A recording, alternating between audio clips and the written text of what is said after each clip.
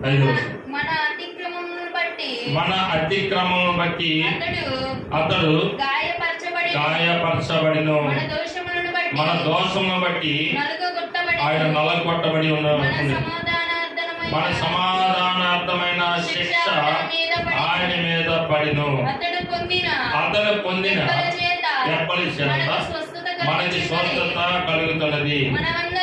Sorry, ఇక్కడ ఏమంటాడంటే మన దోషమును బట్టి, ఇక్కడ ఏమంటాడంటే మన అతిక్రమం బట్టి అతడు నలగొట్టబడ్డాడు, గాయపరచబడ్డాడు. మన అతిక్రమమును బట్టి. ఎవరి అతిక్రమంలో? మన అతిక్రమం, మన ఎవరి కాదు, మన అతిక్రమం బట్టి. చాలా మంది కూడా నీ అతిక్రమం నేను సరిదిద్దుతాను, నీ పాపం నేను తుడిచివేస్తాను, నీకు మోక్షాన్ని కలిగిస్తాను, నీకు ఎలాంటి ఇబ్బంది ఉండదు, ఏ ప్రాబ్లం ఉండదు నేను చేయించట్టు చాలా మంది కూడా వచ్చిన వారే. కానీ అంటే ధర్మశాస్త్రము ప్రతి ఒక్కరిని రక్షించేందుకు ధర్మశాస్త్రాలు రాశారు. పాపము శాపము లేనివాడైతేనే మోక్షానికి వెళ్తాడో అని చెప్పారు. అలాగే మాటల్లో పాపం ఉన్నది, చూపుల్లో పాపం ఉన్నది, నడకలో పాపం ఉన్నది, క్రియల్లో పాపం ఉన్నది. అందరూ పాపం చేసి దేవుడు నిగ్రహించి మహిమను పొందలేకపోతున్నాం అని చెప్తున్నాడు. అంటే మనలో పాపం అనేది ఉన్నది. అందుకే దీన్ని బట్టి మనిషి యొక్క అతిక్రమమును బట్టి ఆయన నలగొట్టబడ్డాడు. అర్థమవుతుందా? మన దోషంలో మన అతిక్రమములు. అదేంటంటే ఆయన ఎవరంటే మన అతిక్రమం బట్టి ఆయన నలగొట్టబడతానికి ఆయన అవసరమా?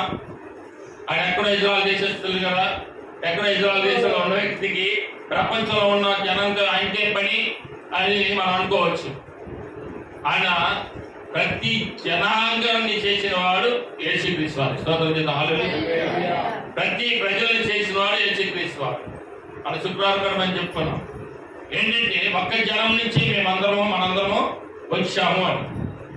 అవునా కదా? ఒక్క జనం నుంచే వచ్చాము. వాళ్ళ రక్తాన్ని పంచుకుంటూ వచ్చాము, వాళ్ళ శరీరాన్ని పంచుకుంటూ వచ్చాము. అలాగే ఒక్క జనం నుంచే వచ్చాము. ఫస్ట్ దేవుడు తయారు చేసిన వాళ్ళు ఆదాము, అవ్వ. వాళ్ళు మంచి పేరు పెట్టారు కదా, ఆదాము అవ్వని. అవ్వ అంటే మనందరికీ తల్లి. అవ్వ అంటే మనందరికీ తల్లి, మానవ జాతి మొత్తానికి తల్లి. మనం ఏదో కోతి నుంచి వచ్చిన వారం కాదు, ఇంతమంది చెప్పుకున్నాం మనం. అలాగే పక్షుల నుంచి జంతువుల నుంచి వచ్చిన వారం కాదు. మళ్ళా జన్మ అంటూ లేదు. ఎందుకంటే మళ్ళా కుక్క జన్మ, కోతి జన్మ, నక్క జన్మ, పక్షి జన్మలు లేవు. ఎందుకు లేవు అంటే ఆ జన్మలు ఎందుకు ఉండవంటే వాటికి ఆత్మ ఉండదు. మనిషి ఒక్కడికే వివేచన, జ్ఞానము, ఆలోచించేసే జ్ఞానం ఉన్నది, ఆత్మ ఉన్నది, అలాగే వివేచన ఉన్నది.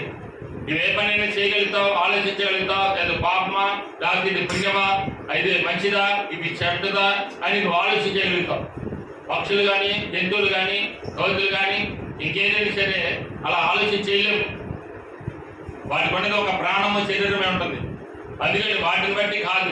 దేవుడు అంటున్నాడు నా ఆత్మ నీలో ఉన్నది అంటాడు. అక్కడ దేవుడు పెట్టిన ఆత్మ అంటాడు కదా. ప్రసంగి గ్రంథంలో అక్కడ 12వ మనం చూసినట్లయితే అక్కడ చెప్తాడు. అక్కడ మట్టి అంట, ఆత్మ ఆత్మనంట. ప్రసంగి గ్రంథంలో 7వ 12వ ఏమంటాడు అక్కడ? ఇక్కడ ఏమంటాడంటే మన్నైనది తిరిగి మన్నైపోను అంటాడు. అర్థమవుతుందా?